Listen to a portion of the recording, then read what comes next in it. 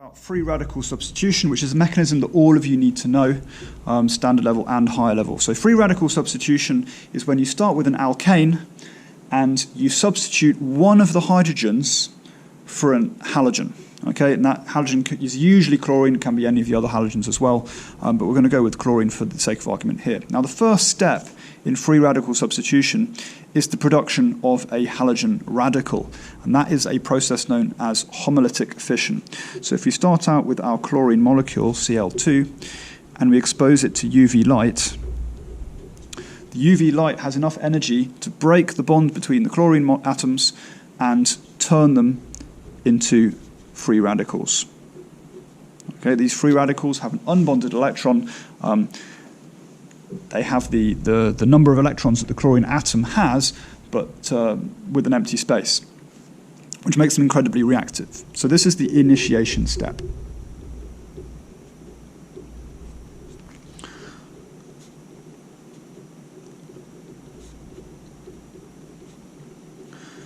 Again, the essential condition that you need for this is UV light.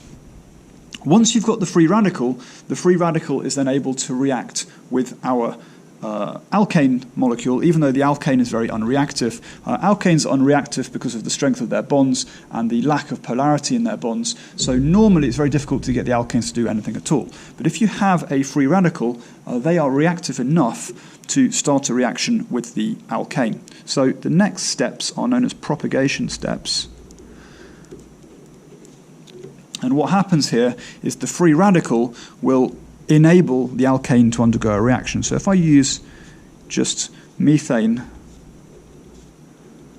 as my alkane, the free radical is able to use its single electron to react with one of the hydrogens in this molecule. And what happens is it will form a bond with this hydrogen using its single electron here. So I'll use a fishhook arrow to show the movement of this electron. And it will take a single electron from the bond between the carbon and the hydrogen. Even though that bond is non-polar, it will take one electron from there to form a bond between the hydrogen and the chlorine. That leaves a single electron, the other electron from the bond, on the carbon. So what we get then is a methyl radical and HCl. The HCl isn't going to do anything else at this stage here.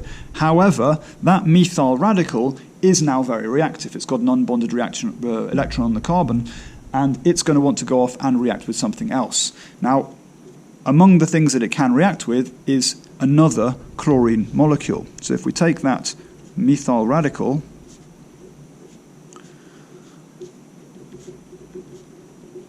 and we bring it into proximity with a chlorine molecule, again, the same thing will happen. That single electron will be used to form a bond between the carbon and the chlorine.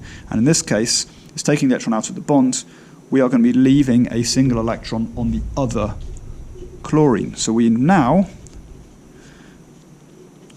have produced chloromethane and another chlorine radical. Now that chlorine radical can obviously go back to step one and repeat the whole process over again. So these are the propagation steps. In propagation steps, you're always going to be generating a radical. The radicals that you can produce can either be carbon radicals or halogen radicals. Note that you can never ever produce a hydrogen radical. That just doesn't happen. It will just lose its electron and form a H+ ion. But you don't get hydrogen radicals, but you get carbon radicals and chlorine radicals.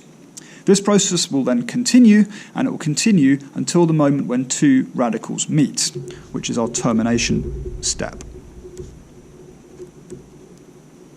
Okay, now we can have any combination of this happening. So for example, we could have our methyl radical meeting a chlorine radical.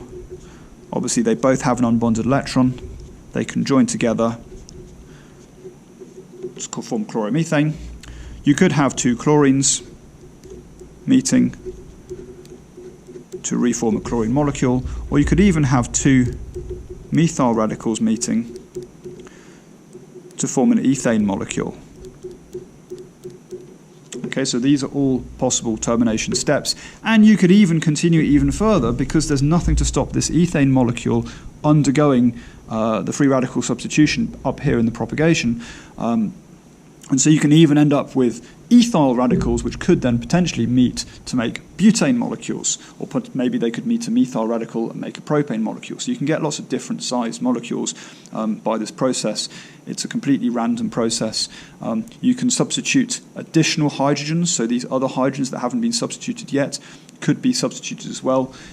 You can't control the path that it follows, and so you can't predict exactly which products you're going to get. However, you're always going to be producing halogenoalkanes and hydrogen chloride.